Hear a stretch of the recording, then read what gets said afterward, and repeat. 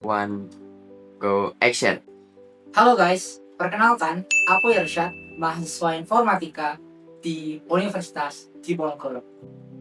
Jadi di video kali ini guys, aku tertarik buat nge-create satu video yang educational setelah aku nonton obrolannya Larry Fink sama Jensen Huang. By the way, Larry Fink itu adalah CEO-nya dari BlackRock. Dan Jensen Huang itu adalah, kita tahu semua, CEO-nya dari Nvidia. Dia mimpin suatu perusahaan yang valuasinya paling besar pada detik ini. Nah, ada salah satu topik atau pembahasan yang interesting banget. Jensen Huang itu punya looks yang beda dari narasi-narasi orang-orang atau influencer-influencer yang bilang bahwa kita semua itu akan digantikan oleh AI dan kita akan nggak tahu bisa survive atau enggak nanti. Jensen Huang itu malah punya sudut pandang yang lain yang ingin aku deliver ke kalian, bahwa ini adalah suatu topik yang mesti kita tahu. Jadi secara psikologi kita nggak menjadi orang yang pesimis di era AI saat ini, karena POV-nya Jensen Huang itu justru adalah tren AI di masa depan itu akan semakin lebih membuat kita sejahtera karena pertumbuhan ekonomi akan semakin lebih baik. Oke, sebelum kita ke videonya, aku sangat berterima kasih sama kalian-kalian yang telah mensupport channel kami, Tom and Shop.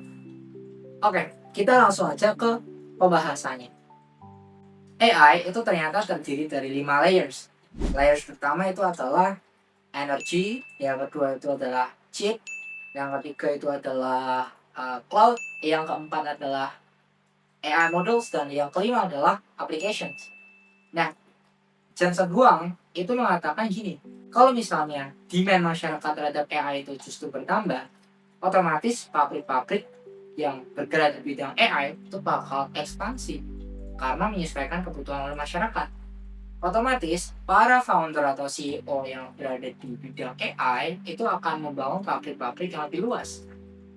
Nah, dari logika itu kita tuh bisa melihat bahwa nanti itu orang-orang seperti teknisi listrik, teknisi bangunan, orang-orang yang kayak gitu tuh bakal dibutuhin banget di era AI nanti karena ekspansi dari pabrik. Tapi ada suatu pikiran yang lain. AI itu kan banyakkan pabriknya di US. Jadi otomatis yang banyak pertumbuhan pekerjaan seperti teknisi listrik, seperti teknisi bangunan itu pasti di US. Tapi aku yakin kalau misalnya kebutuhan itu ada di luar negeri, kita tuh punya kesempatan untuk kerja di sana. Karena apa? Karena tren luar negeri itu tuh menurut pandanganku sendiri justru populasinya itu semakin berkurang. Sedangkan kita ada di momentum yang pas. Kita ada di bonus demografi negara kita saat ini.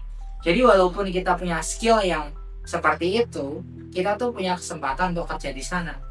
Jadi kita ngumpulin capital, kita ngumpulin modal, setelah kerja ke sana kita bisa balik ke Indonesia dan bangun Indonesia bareng-bareng.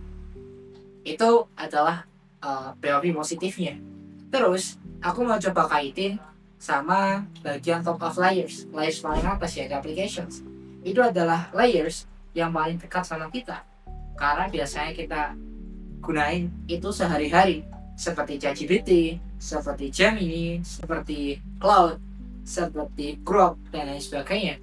Nah, AI yang sudah jadi itu biasanya dimanfaatin oleh perusahaan-perusahaan untuk melakukan suatu proses efisiensi. Artinya, kalau misalnya perusahaan bisa melakukan efisiensi dengan tools AI yang seperti itu, pekerjaan akan tereduksi. Ya memang benar. Tapi karena AI juga, pekerjaan-pekerjaan baru juga akan mulai ada. Contohnya gini, kalau misalnya dulu kita ngeprogram membuat suatu software itu lama dan butuh effort yang super banget. Sekarang udah ada vibe coding. Sekarang kalau misalnya kita mau bikin software itu jauh lebih gampang daripada sebelum-sebelumnya. Nah, otomatis karena effort yang diperlukan untuk membuat software itu nggak sesulit dulu, cost untuk pembuatan software itu jauh lebih murah. Sehingga demand dari masyarakat itu pasti naik akan kebutuhan software. Dulu kalau misalnya buat software itu mahal, hanya bisa dari perusahaan-perusahaan tertentu. Sekarang UMKM juga bisa suruh buatin programmer sebuah software untuk utamanya mereka dengan harga yang lebih murah. Dari situ kita bisa lihat demand itu makin tinggi karena era AI itu, karena AI ngebantu para programmer untuk buat software. Itu contoh kecilnya aja. Nah, kalau misalnya kita mau kaitin dengan suatu uh, historical, sesuatu yang historical di revolusi internet, salah satu perubahannya adalah transformasi dari pasar fisik ke pasar yang digital. Kita udah banyak nemu e-commerce kan, di TikTok yang ada Tokopedia-nya, di Shopee, di Facebook juga mungkin ada, terus di Amazon dan lain sebagainya. Nah, dulu kita tuh kalau misalnya mau beli barang itu tuh sulit banget dan butuh effort karena kita harus ke pasar fisik dulu, kita nyari ke toko-toko ada apa enggak. Sekarang tuh udah berubah dan kita mau beli sesuatu tuh udah gampang dan cepat. Nah, karena proses yang efisien, proses yang lebih gampang, demand dari masyarakat itu justru akan bertambah. Dan itu udah ada datanya, guys. Nah, selain itu, tren positifnya juga, karena perubahan pasar fisik ke pasar digital, itu juga menciptakan suatu pekerjaan-pekerjaan baru, seperti afiliator, afiliator TikTok, afiliator Facebook, eh, orang-orang yang suruh live, terus apalagi ya, kurir, dan lain sebagainya. Itu tuh punya pekerjaan-pekerjaan baru karena revolusi internet tersebut. Nah, ini tuh menurutku loopnya sama dengan revolusi AI saat ini. Nanti di masa depan itu pasti ada pekerjaan-pekerjaan baru yang lebih menguntungkan buat masyarakat. Jadi kita nggak perlu takut, guys. Kita nggak perlu khawatir, kita nggak perlu pesimis.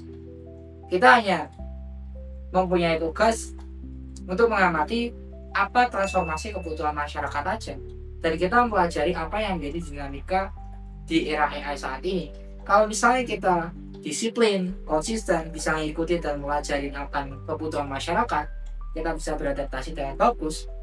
Aku yakin banget kita semua itu bakal income-nya jauh lebih banyak daripada era sekarang karena bantuan dari AI. Nah, teori ini juga didukung oleh teori ekonomi.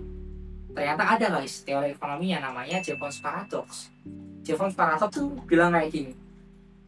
Suatu teknologi kalau misalnya lebih canggih dan bisa memberikan suatu proses yang lebih efisien, justru peningkatan atau permintaan dari masyarakat itu tuh justru bertambah. Dan itu akan memberikan suatu pertumbuhan ekonomi yang jauh lebih pesat daripada era-era sebelumnya. Itu udah didukung teori ekonomi sendiri, guys.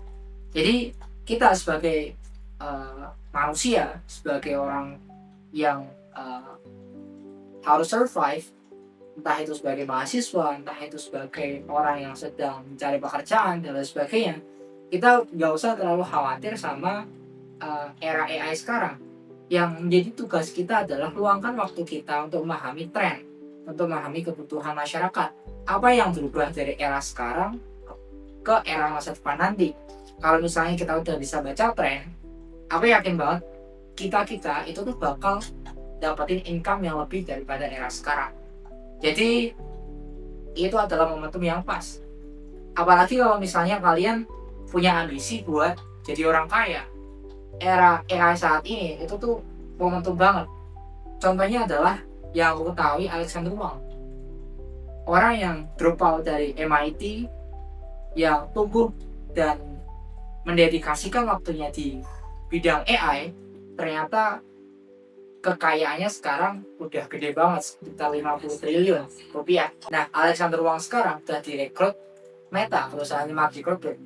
Jadi kalau misalnya kita disiplin, kita mendedikasikan waktu kita dengan sesuatu yang benar-benar valuable, kita bisa baca tren di masa depan. Kita nggak perlu takut lagi buat era AI. Justru ini momentum buat kita untuk tumbuh lebih eksponensial. Oke, guys, itu aja yang mau aku share ke kalian. Semoga konten kali ini mengubah mindset kita yang awalnya pesimis ke optimis, dan kita tetap semangat buat selalu belajar untuk memahami tren dan transformasi kebutuhan masyarakat. Jangan lupa subscribe channel Tom and Shot dan tunggu konten-konten berkualitas selanjutnya.